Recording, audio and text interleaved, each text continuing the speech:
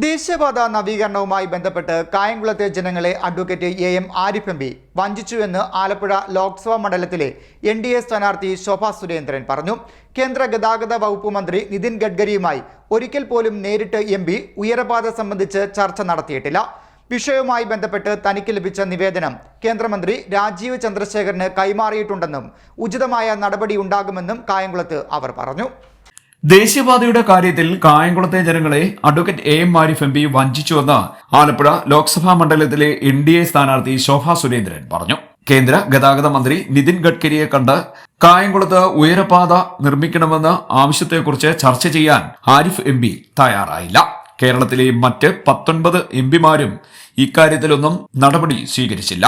ഇപ്പോൾ ആരിഫ് പറയുന്നത് മുഖ്യമന്ത്രി ഇടപെട്ടിട്ടുണ്ട് എന്നാണ്. പിന്നെ എന്താണ് MP-യുടെ റോൾ?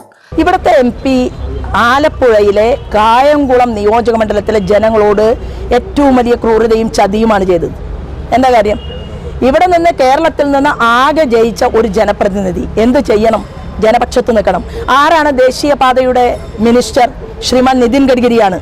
ആര് ചെന്നാലും കാണാൻ വേണ്ടി വാതിൽ തുറന്നു കൊടുക്കുന്ന, ഏത് നിവേദനവും വാങ്ങിക്കാൻ സാധിക്കുന്ന, കഴിഞ്ഞ ദിവസം കഴക്കൂട്ടത്തെ ആളുകൾക്ക് വേണ്ടിയിട്ട് ശ്രീമാൻ നൌഷാദ് എന്ന് പറയുന്ന അവിടുത്തെ പൗരപ്രമുഖന്മാരിൽ ഒരാളായിട്ടുള്ള വ്യക്തി, അദ്ദേഹം പ്രവർത്തിക്കുന്നത് ലല്ലു പ്രസാദ് യാദവിന്റെ പാർട്ടിയിലാണ് കേരളത്തിൽ പ്രവർത്തിക്കുന്നത്.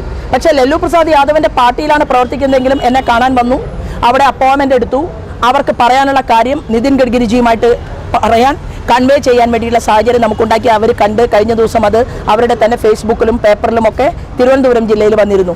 എൻ്റെ സിമ്പിളായിട്ടുള്ളൊരു ചോദ്യം, ഈ ആരിഫ് ഇവിടെ MP ആയിരുന്നിട്ട് എന്താണ് നിതിൻ ഗഡ്കരിയോട് കായംകുളത്തെ ജനങ്ങളുടെ ഈ ആവശ്യം പറയാതിരുന്നത്? നിതിൻ ഗഡ്കരിയുമായി ചർച്ച നടത്തിയിട്ട് ഇത് ജനങ്ങളുടെ ആവശ്യമാണ് എന്ന് പറഞ്ഞുകൊണ്ട് അത് നേടിയെടുത്തെന്താ കൊടുക്കാതിരുന്നത്? ഇനി ആലപ്പുഴയിലെ ആരിഫ് അത് ചെയ്തില്ലെങ്കിൽ ബാക്കി MPമാരുണ്ടല്ലോ കേരളത്തിൽ നിന്ന് ജയിച്ചു പോയവർ. എന്തുകൊണ്ടാണ് ഇത്രയും വലിയൊരു പ്രശ്നം കയ്യിൽ കിട്ടിയിട്ട് ഈ പ്രശ്നത്തെ പരിഹൃതമാക്കാൻ ഒന്നും ചെയ്യാതിരുന്നത് എന്ന ചോദ്യമാണ് എനിക്ക് ചോദിക്കാനുള്ളത്. ഇപ്പോൾ ആരിഫ് ഒരു പോസ്റ്റ് ഇട്ടിട്ടുണ്ട്. എന്താണ്? നിതിൻ ഗഡ്കരിയുമായിട്ട് ഈ കാര്യത്തെക്കുറിച്ച് കേരളത്തിലെ മുഖ്യമന്ത്രി സംസാരിച്ചു എന്നാണ് പറയുന്നത്. അപ്പോൾ ഒരു MP-യുടെ പണി എന്താണെന്നാണ് എൻ്റെ അതിനെക്കുറിച്ചുള്ളൊരു ചോദ്യം. MP അപ്പം ഇപ്പോൾ പ്രതിപക്ഷം അവിടെ ഒരു സമരരംഗത്താണ്. അപ്പോൾ സമരരംഗത്ത് നിൽക്കുന്ന പ്രതിപക്ഷം ചെയ്യേണ്ടത്, നിങ്ങൾ ചെയ്യേണ്ട സമയത്ത് ചെയ്യാതെ ജനങ്ങളെ ദുരിതത്തിലാഴ്ത്തുന്ന ഒരു സാഹചര്യമാണുള്ളത്. ഞാൻ തീർച്ചയായിട്ടും പറയുന്നു, എനിക്ക് അവിടെ നിന്ന് ഒരു നിവേദനം കിട്ടിയിട്ടുണ്ട്. ആ നിവേദനത്തിൻ്റെ ഒരു കോപ്പി ശ്രീമാൻ രാജീവ് ചന്ദ്രശേഖർ എന്ന് പറയുന്ന നമ്മുടെ മിനിസ്റ്റർക്ക് കൈമാറിയിട്ടുണ്ട്. തീർച്ചയായിട്ടും അദ്ദേഹത്തിൻ്റെ ഇടപെടൽ ഈ വിഷയത്തിൽ നടത്തും എന്നാണ് നമ്മളോട് പറഞ്ഞിട്ടുള്ളത്.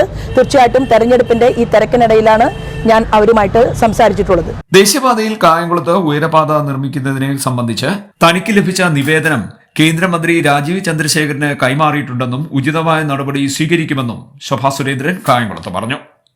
CD news, Kayamkulam.